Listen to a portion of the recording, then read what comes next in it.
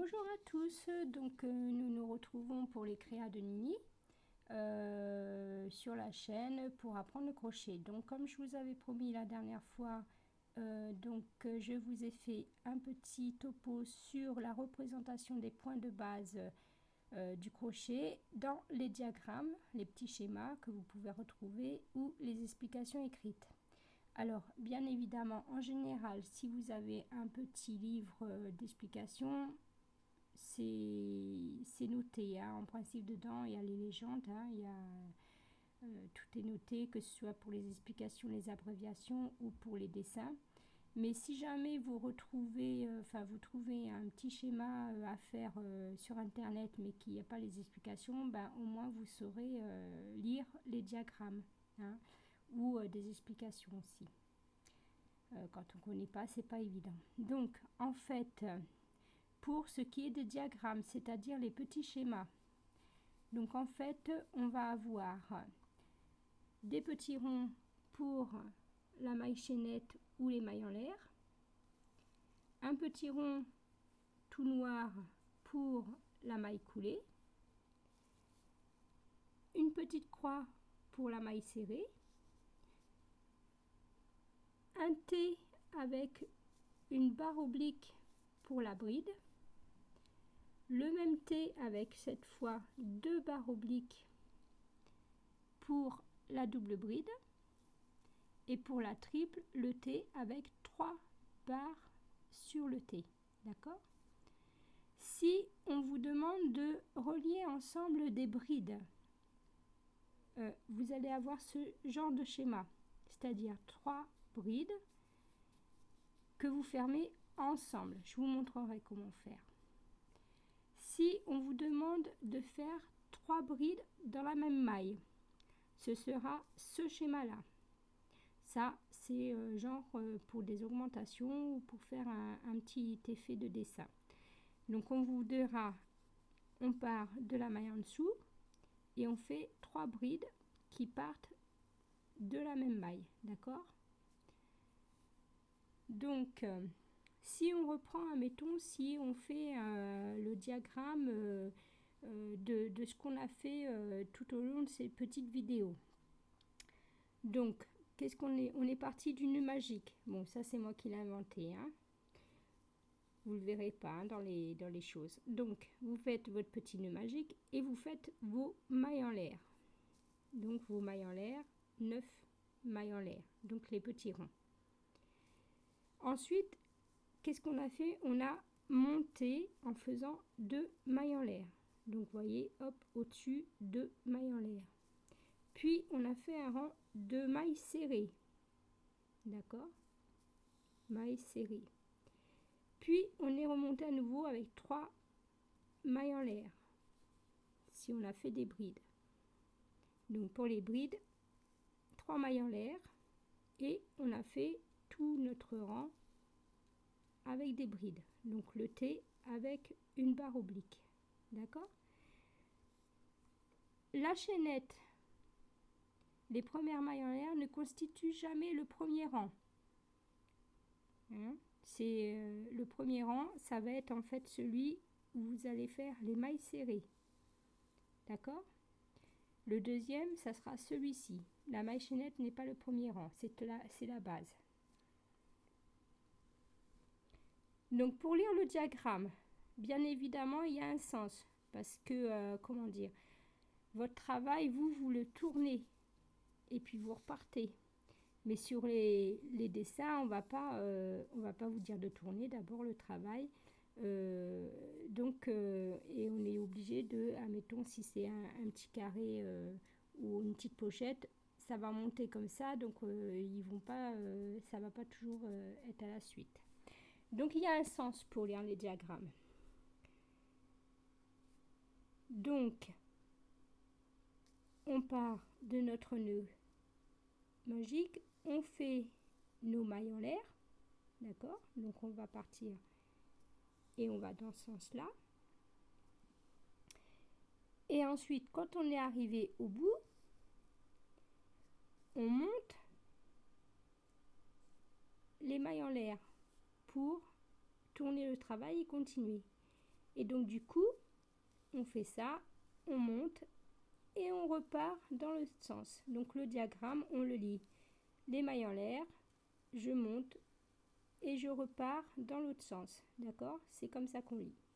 Arrivé au bout du rang 1, qui est celui-là, on a à nouveau monté 3 mailles en l'air et on repart avec nos brides. D'accord? Donc ça se lit comme ça. On monte, on repart, on arrive au bout, on monte, on tourne notre travail et nous, pour lire le diagramme, on relit comme ça. Chaque fois en fait que vous verrez, puisque je vous ai dit pour repartir, il y a toujours des mailles en l'air. Donc chaque fois pour repartir pour tourner le travail ou pour repartir sur un autre rang, vous aurez dans le diagramme toujours de dessiner des petites mailles en l'air. Ça veut dire que vous passez au rang suivant. D'accord? Si vous décidez de faire des ronds, on en fera ensemble, hein, mais si vous voyez un diagramme avec des ronds et que vous décidez de vous lancer à faire le petit rond. Alors le rond, bien évidemment, on va partir du centre, ça sera notre départ, et on va aller en augmentant, d'accord? Donc là, admettons, on a fait, alors il y a une autre façon de faire des ronds, mais pour l'instant, faites-le ceux qui ont des petites mailles en l'air comme ça, des mailles chaînettes à l'intérieur. Donc en fait, ici on a 1, 2, 3, 4, 5, 6, 7 mailles chaînettes que l'on ferme par une maille coulée. D'accord? C'est-à-dire qu'on va piquer dans la maille ici. Une fois qu'on aura eu celle-là, on pique ici et on fait la maille coulée. La maille coulée, c'est le petit rond noir sur les dessins. Et on monte le travail. Donc vous voyez, à nouveau, on a 2 ronds qui représentent les mailles en l'air pour monter le travail. Pour faire les ronds, en fait, on va avoir besoin d'augmenter les points. Hein. Donc on va faire, hein, mettons ici, une maille serrée. La maille serrée, on l'a fait dans la même maille où on a fait nos 2 mailles chaînettes. Nos 2 mailles en l'air plutôt. D'accord? Ensuite, on passe à la maille suivante. Ici. Et vous refaites une maille serrée. Et dans la même maille, on vous demande de refaire une deuxième maille serrée. Donc ça, c'est un petit ensemble, voyez. Ensuite, on passe à la maille suivante. On fait une maille serrée et une deuxième dans la même maille serrée. D'accord? Et ainsi de suite. Le sens du diagramme se lit bien évidemment comme ceci, donc dans le sens inverse des aiguilles d'une montre. Ça, c'est pour quand on fait des ronds, des fleurs, etc. Donc je vous montrerai, hein, vous affolez pas, je vous montrerai comment faire, mais si vous voulez essayer toute seule, sachez que le diagramme, c'est comme ça qu'il se lit. Ensuite, donc il se peut qu'il n'y ait pas de diagramme ou de petit schéma, mais que ce soit que des explications écrites. Dans ce cas, il y a des abréviations bien spécifiques qui sont utilisées. Donc la maille en l'air, ce sera ML pour maille en l'air ou maille chaînette. La maille coulée, c'est MC, maille coulée. MS pour maille serrée. La demi-bride, bon moi je l'écris souvent comme ça quand je me fais mes petites choses. Sinon, vous pouvez la trouver aussi un D pour demi, BR pour bride. D'accord? Il n'y a pas demi devant, je vais l'effacer. Ensuite, pour les brides, alors ça peut être des gens hein, qui vous mettent des explications. Donc on peut trouver un B ou dans les ouvrages BR. Les doubles brides, moi j'écris comme ça, hein, et la demi-bride comme ça. Vous allez trouver dans les ouvrages D, B, L pour double, BR pour bride. D'accord? Ensuite, la triple bride, moi j'aurais écrit TB, triple bride, ou dans les ouvrages, vous pouvez trouver TR BRTR, triple BR bride. Bon, ça paraît tout logique, hein, mais il faut le savoir. Ensuite, si vous trouvez ENS point, ça veut dire ensemble. Ça veut dire qu'on va vous demander de prendre les brides ensemble ou de les relier ensemble. D'accord? Comme ceci. Vous pouvez aussi trouver SUIV. Bon, c'est simple, ça veut dire suivante. Donc vous allez trouver par exemple faire une bride dans la maille suivante, ça sera marqué faire BR dans M suive. D'accord? Bride dans M maille suivante. Augmentation AUGM. Augmentation. Alors pour faire une augmentation, je vous montrerai aussi. Il faut simplement faire une maille, par exemple une bride ou une maille serrée, dans la même maille où l'on vient de faire la précédente. C'est ce que on a fait ici. D'accord? Les petits ronds orange. Donc une maille serrée et dans la même maille une autre maille serrée. Ça, c'est une augmentation. Ici, on avait 7 mailles chaînettes et si on a augmenté comme il faut de 2 dans chaque maille chaînette, on obtient 14. D'accord? Voilà l'augmentation. Pour la diminution, on va avoir DIM. Diminution. Donc là, c'est fermer les deux mailles ensemble. Donc c'est pareil que ensemble, donc c'est comme ça. Ça, du coup, ça va faire une diminution parce que par exemple sur ce rang-là, il y en avait 3. Et en les fermant ensemble, ben, quand vous repartez sur le rang d'après, vous n'en avez plus qu'une. Hein, elles sont reliées par la même, donc il va y avoir plus qu'une seule maille. Donc ça vous diminue les points.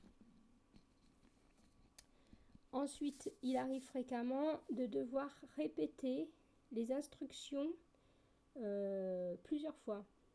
Par exemple, on vous dit faites une bride, une maille en l'air, une bride. Et ça, il faut le répéter plusieurs fois. Alors, ils ne vont pas l'écrire à chaque fois, mais ils vont mettre un petit astérix entre le texte. Donc, par exemple, un petit astérix au début, une bride, une maille en l'air, une bride, et une petite astérix. C'est ce qu'il y a entre les deux astérisques, entre les deux petites étoiles, qui faudra répéter autant de fois qu'on vous demande. Si on vous dit 2 fois, ben 2 fois. Voilà. Voilà pour les explications. Donc bien évidemment, tout ça, je vous le mets en PDF. Si ça ne passe pas sur YouTube, vous le retrouverez sur ma page Facebook. Voilà, je vous dis à très bientôt. Non, avant de vous dire à très bientôt, j'ai oublié, je vous ai repéré quand même des petits ouvrages à faire. Donc, pas très compliqué, j'espère. En principe, non, hein, parce que vous voyez, j'ai pris crochet facile et je vous ai trouvé des petits accessoires comme cette petite pochette. Donc, je vous mettrai tout ça aussi en PDF. Voilà, c'est pas compliqué. Ça, je vous montrerai aussi comment faire, mais il suffit d'une ligne maille chaînette. Vous avez les petits ronds, on commence là. On monte, on fait des brides et on augmente à celle du bout. On en fait plusieurs dans la même, dans celle du bout pour pouvoir tourner et on repart. Et on repique dans la même maille chaînée de l'autre côté. Et on refait plusieurs brides dans la même du bout. Et on ferme par une maille coulée. Bon, vous verrez tout ça, c'est un peu mieux sur le schéma. Ici ensuite, on repart. Donc là, ils ont fait rang 1, 2, 3, 4. Et ici, ils repartent du rang 3. Donc vous allez monter ensuite, ça c'est votre socle. C'est votre socle ici.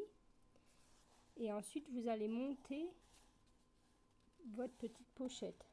Il y a le socle et on monte la pochette. Donc ici, on monte. D'accord?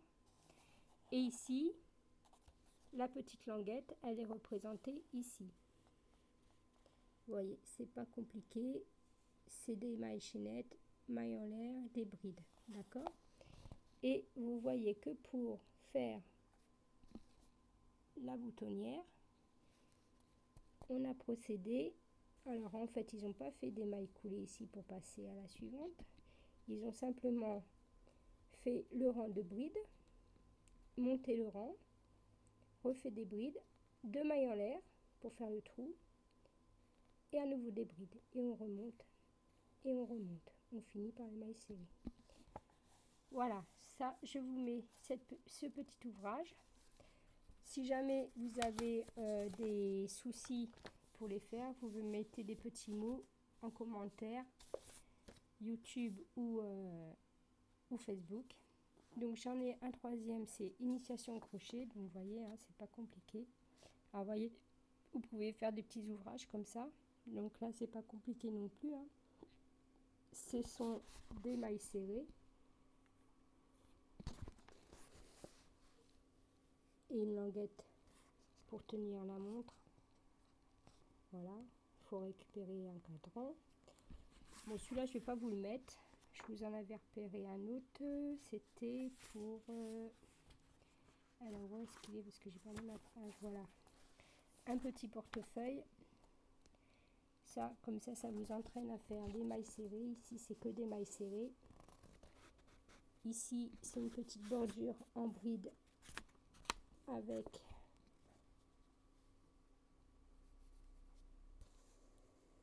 des petites mailles en l'air pour faire cet petit effet.